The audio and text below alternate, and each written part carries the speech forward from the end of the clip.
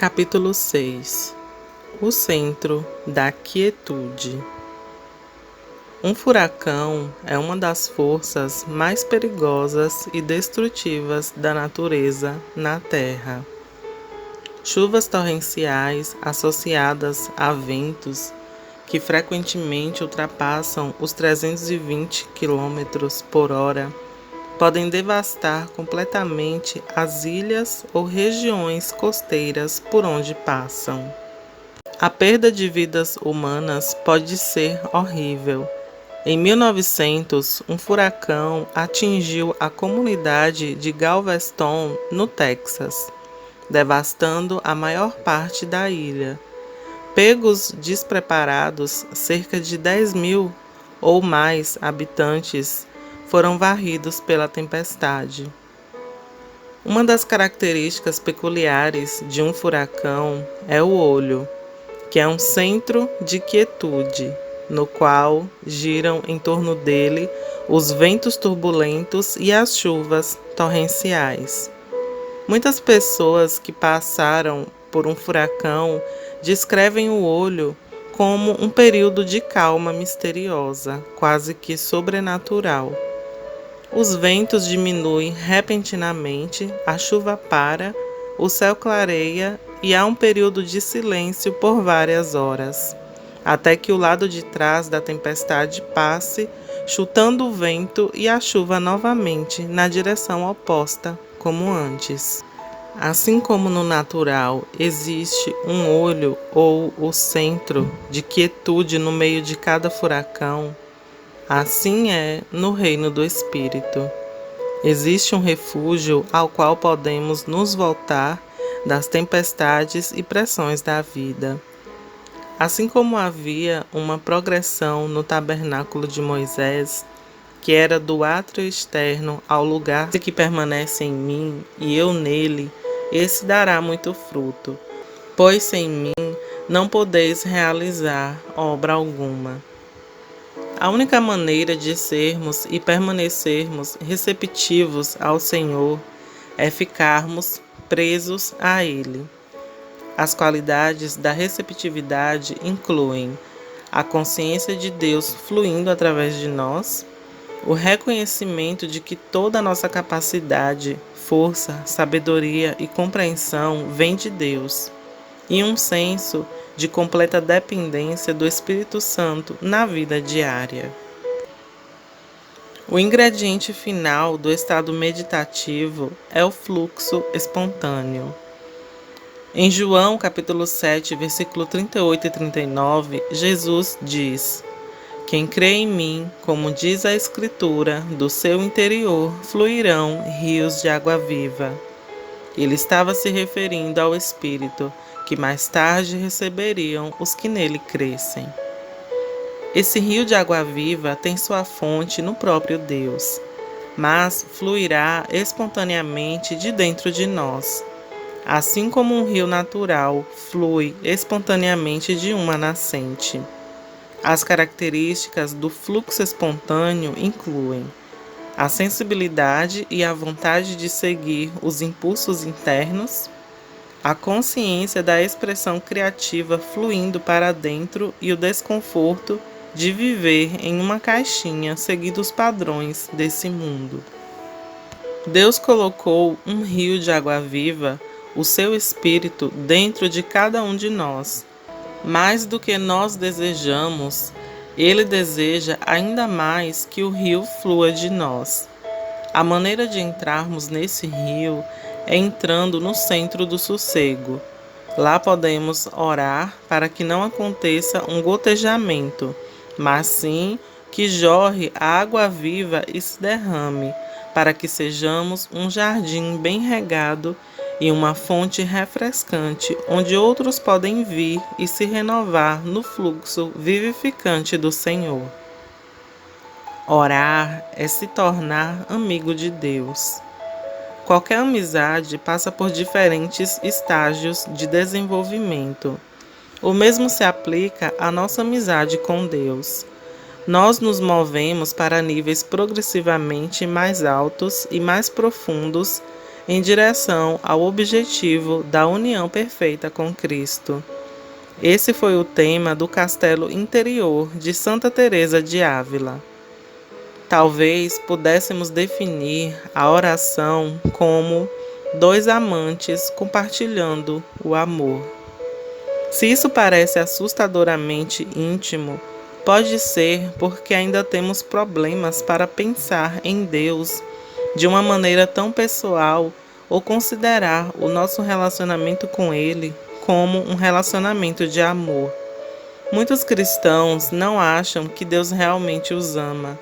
Se você é um deles, garanto que o oposto é verdadeiro. Deus o ama muito, mais do que você pode compreender.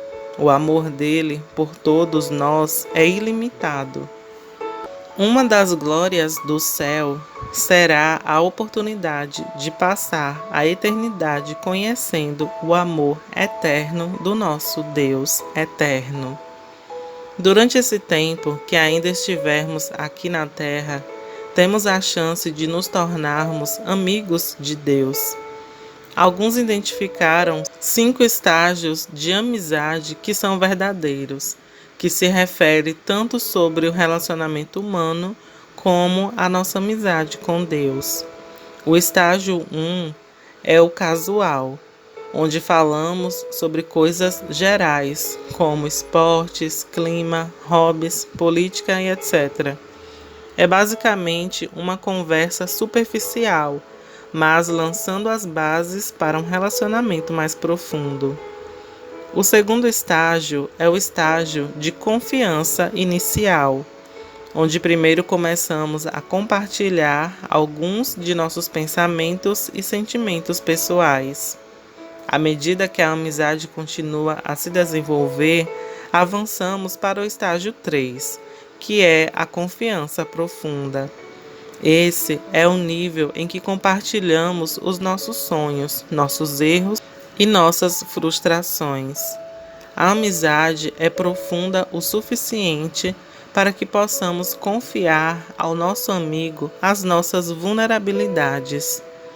No estágio 4, entramos na verdadeira intimidade pela primeira vez.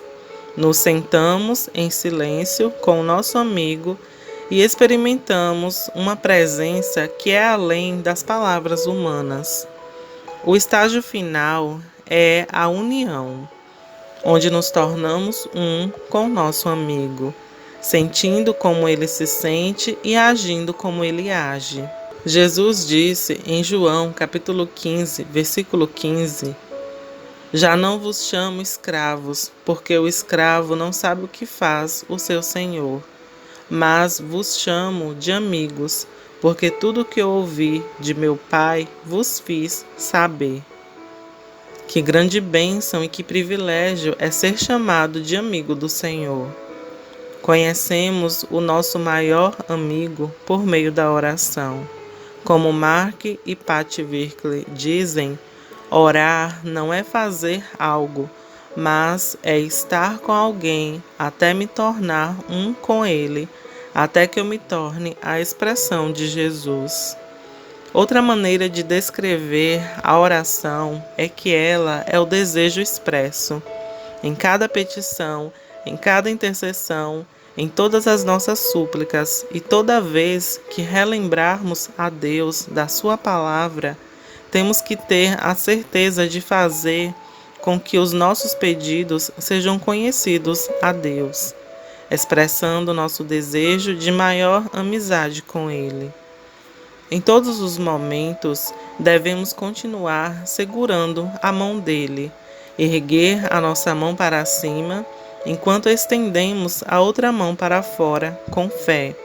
O que isso significa é que ao segurarmos a mão de Deus para cima em amizade, temos a proteção, segurança, poder e confiança para prosseguir nas expressões externas do ministério. Jesus conhecia o valor da solitude. Outra forma de se referir ao centro de quietude, de silêncio, é chamá-lo de oração do repouso. Existem 3 práticas bem estabelecidas que podemos seguir e que tem como objetivo nos conduzir à oração do repouso, solidão, silêncio e recolhimento. Muitas pessoas tentam evitar a solidão porque têm medo de ficar sozinhas. Pode ser que elas tenham descoberto que quando estão sozinhos e quietos, suas dúvidas e medos mais íntimos de repente correm gritando para a superfície. Eles podem ser incomodados por uma consciência culpada que se levanta para condená-los quando estão sozinhos. A solidão deles pode ampliar a sua consciência e levá-los a pensar que Deus está longe e que há um vazio em suas vidas. Seja qual for o motivo, eles acham a solidão claramente desconfortável. Acredito que nós, na igreja, precisamos redescobrir os benefícios espirituais da solidão, solitude. Passar um tempo decididamente sozinho com o propósito de encontrar Deus não é apenas saudável para as nossas almas, mas também é algo bíblico. Jesus ensinou a solitude pelo exemplo em sua própria vida e deixou isso como um mandamento para nós. Em Marcos capítulo 1, versículo 35, vemos: Pela manhã, muito antes do amanhecer, Jesus se levantou e foi a um lugar solitário e ali orou. Em seu livro intitulado Um Centro de Silêncio, Ouvir a Deus quando a vida é barulhenta, o sacerdote anglicano David Hancock afirma: Ele, Jesus, fez do silêncio e da solidão os seus companheiros especiais. Quaisquer que fossem as demandas sobre ele sempre encontrava um tempo e um lugar para se esconder e ficar sozinho. As agitações dos seus ensinos e ministração eram constantemente pontuados por esses momentos de retirada. Antes de todos os eventos mais importantes da sua vida, sempre o encontramos se preparando para ficar sozinho na Bíblia. O seu ministério começou no deserto. Em Mateus capítulo 4, do versículo 1 ao 11, vemos a passagem do deserto. Então, Jesus foi levado pelo Espírito ao deserto.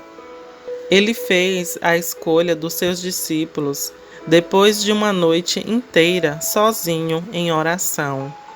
Em Lucas capítulo 6, versículo 12, diz: Num daqueles dias, Jesus saiu para o monte a fim de orar, e passou a noite orando a Deus.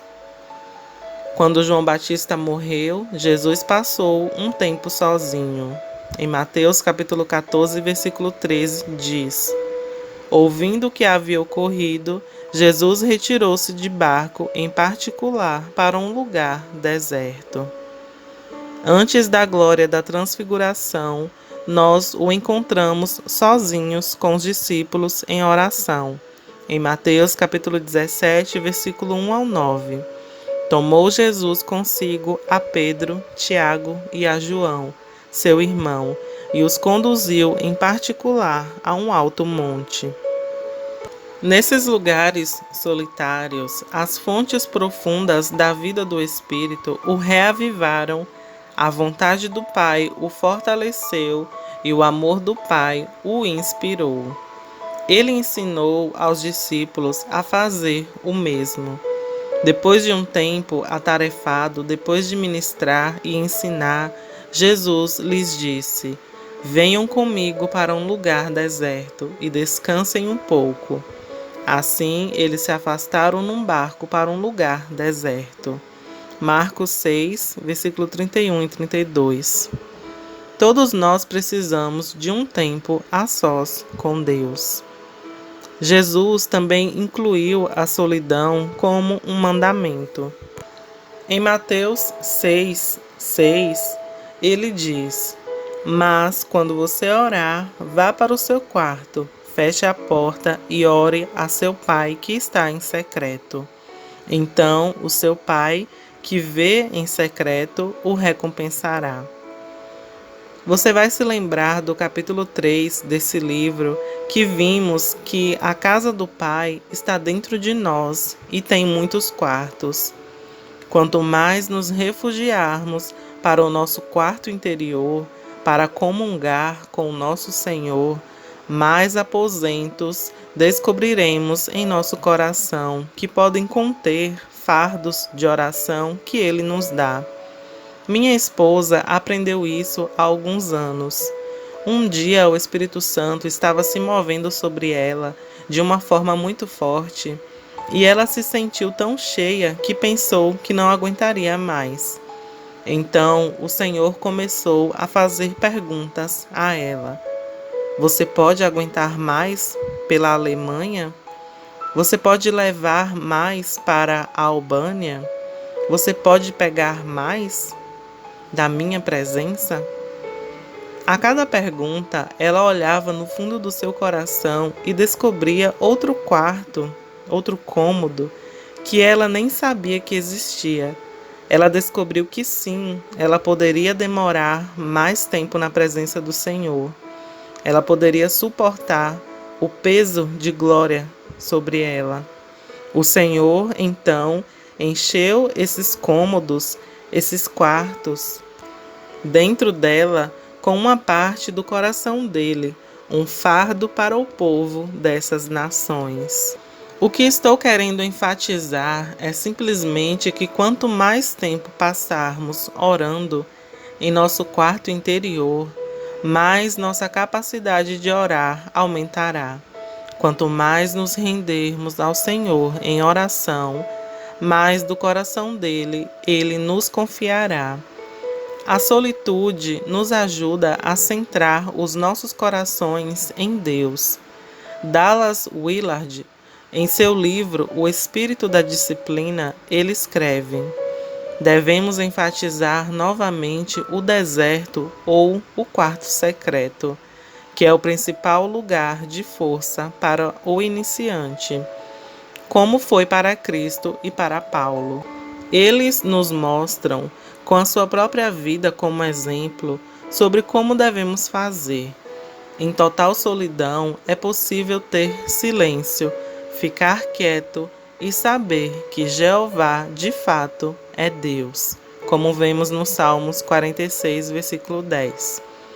Para colocar o Senhor diante das nossas mentes com intensidade e duração suficiente para que permaneçamos centrados nele, nossos corações firmes, estabelecidos na confiança, mesmo quando voltamos ao escritório, para casa ou qualquer outro lugar. Há algum tempo, passei 3 dias sozinho em um centro de retiro de Francisco de Assis. Não falei com ninguém o tempo todo. Aquele foi o ponto principal. Além disso, não havia ninguém lá que eu conhecesse. Meu local favorito era uma sala de oração que havia sido escavada do solo à mão. Era como uma enorme caverna e era usada como um lugar de solidão e silêncio, onde alguém poderia ir buscar ao Senhor. A única luz disponível vinha de uma vela ou de alguns pequenos holofotes. Tive algumas horas abençoadas com Deus lá. Era tão pacífico e tranquilo. Enquanto passava muitas horas ali, isolado das distrações do mundo, descobri que a vida do reino de Deus brotava dentro de mim.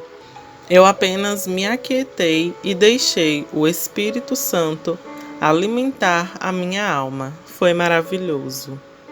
François Fenelon, um autor francês do século XVII, em seu livro intitulado O Coração em Busca, descreve os benefícios e as recompensas do tempo solitário com Deus. Se você desistir de todas as coisas que despertam a sua curiosidade e colocar a sua cabeça para raciocinar melhor, você verá que terá tempo mais do que suficiente para ficar com Deus e ainda cuidar dos seus afazeres. Viver a vida em constante oração o deixará com a cabeça clara e num estado calmo, não importa o que aconteça. A sua natureza própria é hiperativa, impulsiva e sempre se esforça por algo fora do seu alcance. Mas Deus está trabalhando dentro do seu espírito, produzindo um coração calmo e fiel, que o mundo não poderá tocar. Realmente quero que você reserve um tempo adequado para ficar com Deus e refrescar o seu espírito. Toda a sua ocupação do dia a dia acaba o deixando esgotado. Jesus chamava os seus discípulos para ficarem sozinhos e interrompia os seus negócios mais urgentes. E até deixava as pessoas que tinham vindo de longe para vê-lo, somente para ficar sozinho com o seu Pai. Eu sugiro que você faça o mesmo. Não basta apenas dar aos outros, mas você também deve aprender a receber de Deus. Por que então a solitude é tão importante? A resposta é bem simples. Separe-se ou então você desfalecerá. O silêncio vale ouro. Uma segunda prática seguida por muitos contempladores ao longo do tempo é entrar na oração do descanso, que é o silêncio. Dallas Willard oferece alguns conselhos práticos. A audição é considerada o último dos nossos sentidos que desaparecem depois da morte. O som sempre atinge profundamente e perturbadoramente as nossas almas. Portanto, pelo bem das nossas almas, devemos programar horários para deixar a televisão, o rádio, o toca-fitas e os telefones desligados. Devemos bloquear os ruídos da rua tanto quanto possível. Devemos tentar descobrir o quão silencioso podemos tornar o nosso mundo, tomando todas as providências necessárias. Dizem que Susanna Wesley, a mãe de John e Charles Wesley, e 17 outros filhos, 8 dos quais morreram na infância, ela ensinou seus filhos a deixá-la sozinha, sempre que a vissem com o avental sobre a cabeça. Era o seu lugar de oração. Como eu disse antes, um dos meus lugares favoritos é sentar com o cobertor sobre a cabeça. Quero encorajá-lo a encontrar o seu próprio lugar especial de oração, em uma sala ou numa cadeira favorita. Não importa qual seja o lugar, esse deve ser o lugar onde você irá se afastar de tudo ao seu redor e ficar em silêncio diante de Deus. Hoje, no lugar onde vivemos, nas belas colinas do condado de Williamson, no Texas, construímos um lugar de oração, no lugar mais alto do nosso terreno. Lá eu me afasto de tudo e de todos, e tenho uma visão instantânea da criação, e logo permaneço em silêncio. Então entro em união e comunhão com o Criador. David Hancock escreve: se você tiver uma revista ou um jornal à mão, tente ler um artigo sem os sinais de pontuação. Não fará muito sentido, não é? Tudo se torna uma sequência agitada de palavras. O significado fica perdido, falta direção. O propósito da pontuação em um texto é guiar o leitor para o verdadeiro significado das palavras e frases. Através disso, então, entenderemos do que se trata o texto. A pontuação também dá vida e propósito às palavras. Na próxima vez que você ver o seu ator ou atriz favorito na televisão, observe como eles usam o tempo, pausas e espaços para dar às palavras seu significado e poder. A pontuação é uma maneira útil de pensar sobre a relação de Jesus com o silêncio e a solidão. Seus momentos de solidão foram os pontos principais, pausas e pontos finais na história da sua vida. Eles criaram uma estrutura para o resto da vida de Jesus, trazendo direção e equilíbrio. As suas palavras e obras nasceram dessas horas, desses momentos de silenciosa espera em Deus. Richard Foster escreveu no seu livro intitulado Oração, Encontrando o Verdadeiro Lar do Coração, ele diz: isso significa não tanto um silêncio de palavras, mas um silêncio da nossa avidez e controle manipulador sobre as pessoas e situações. Significa permanecer firme contra nossos impulsos de codependência em querer controlar todos e consertar tudo. Essa atividade agitada das pessoas impede a obra de Deus em nós. Em silêncio, portanto, seguramos e retemos todo movimento que não está enraizado em Deus. Ficamos quietos, calados, imóveis, até que finalmente permanecemos centrados. Deixamos ir todas as distrações até sermos levados para o centro. Permitimos que Deus reorganize nossas prioridades e elimine toda a espuma desnecessária em nós. O terceiro passo para entrar na oração do descanso é o que discutimos no capítulo 2.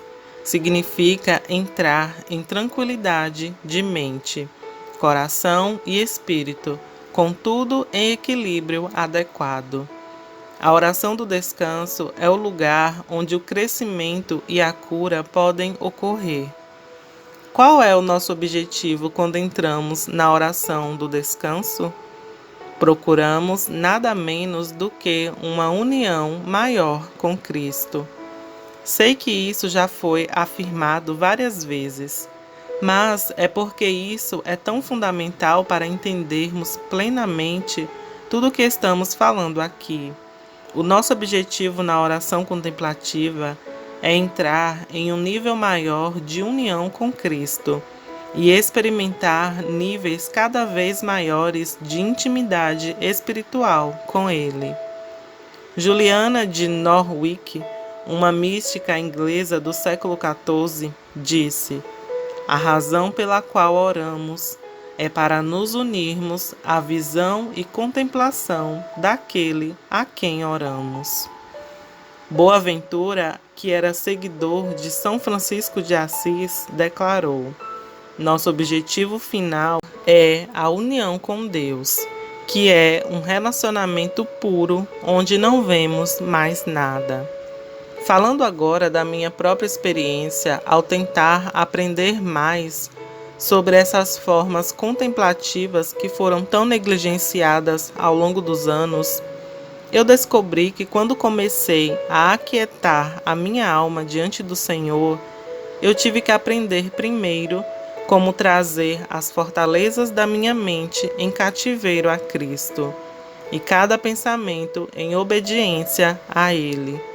Isso demorou um pouco, foi uma luta difícil para mim.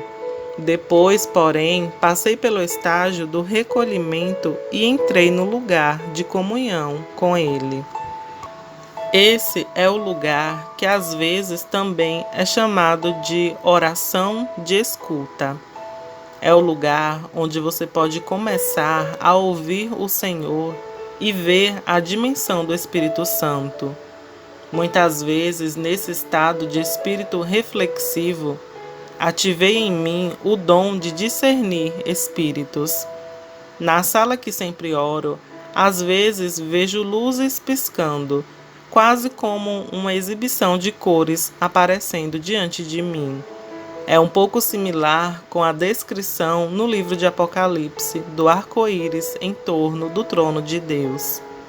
Quando vejo essas coisas, percebo que podem representar a presença do próprio Deus. E então eu me coloco diante dele. É muito bom ficar nesse lugar, nessa sala de talentos e dons, e ver com os olhos espirituais e ouvir com os ouvidos espirituais. Mas, por mais incrível que essa sala seja, há uma sala que é ainda melhor. Existe um lugar que é mais profundo do que até mesmo os dons, e esse é o lugar de comunhão com o próprio Deus.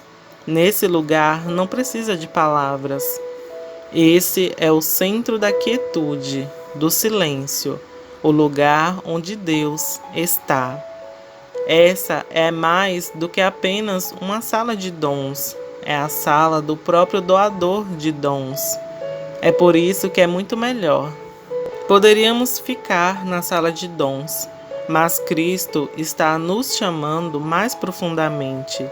Eu não sei sobre você, mas eu quero continuar e ir mais fundo. Minha alma espera por Deus e somente Deus. Eu não quero nada menos do que a união com Ele.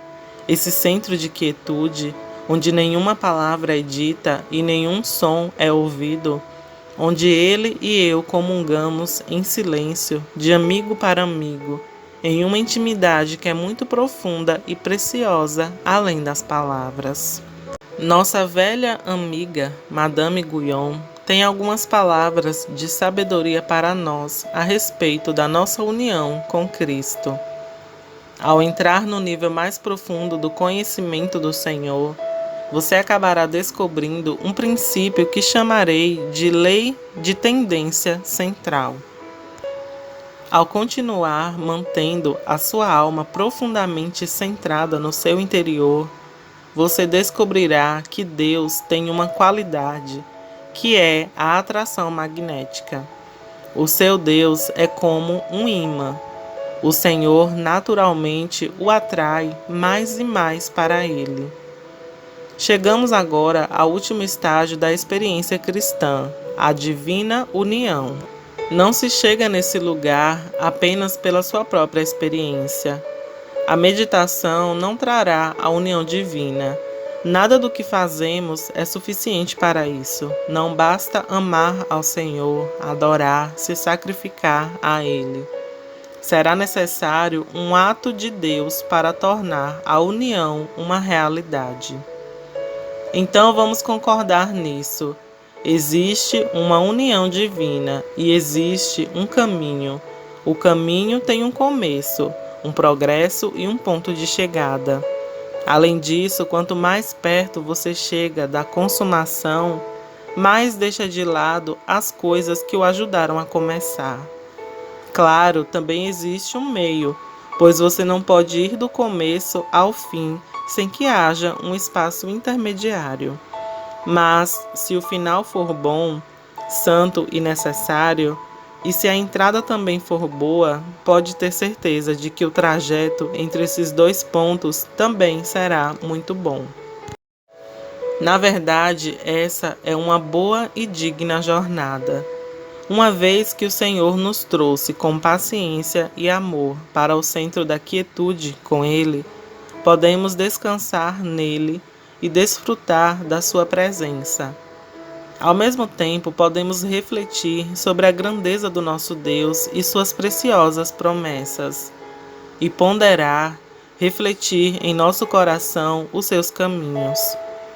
Em seu livro, chamado Orações do Coração, Richard Foster oferece uma oração do silêncio, que é apropriada como um pensamento final, porque fala tão claramente onde a maioria de nós vive. Eu tenho, ó Senhor, um coração ruidoso, e entrar no silêncio externo, na verdade, parece que só piora as coisas. Quando estou cheio de atividades, o ruído interno é apenas um estrondo distante, mas quando fico imóvel, o estrondo se amplifica, e não é como o som majestoso de uma sinfonia crescente. Em vez disso, é o barulho ensurdecedor de panelas e frigideiras batendo. Quanto barulho! E o pior de tudo, me sinto impotente para abafar o pandemônio interior. Querido Senhor Jesus, uma vez você falou: paz, aquiete-se, ao vento e às ondas. Por favor, fale o seu shalom sobre o meu coração. Eu espero em silêncio, pacientemente. Eu recebo no âmago do meu ser o seu comando amoroso. Paz, fique quieto. Amém.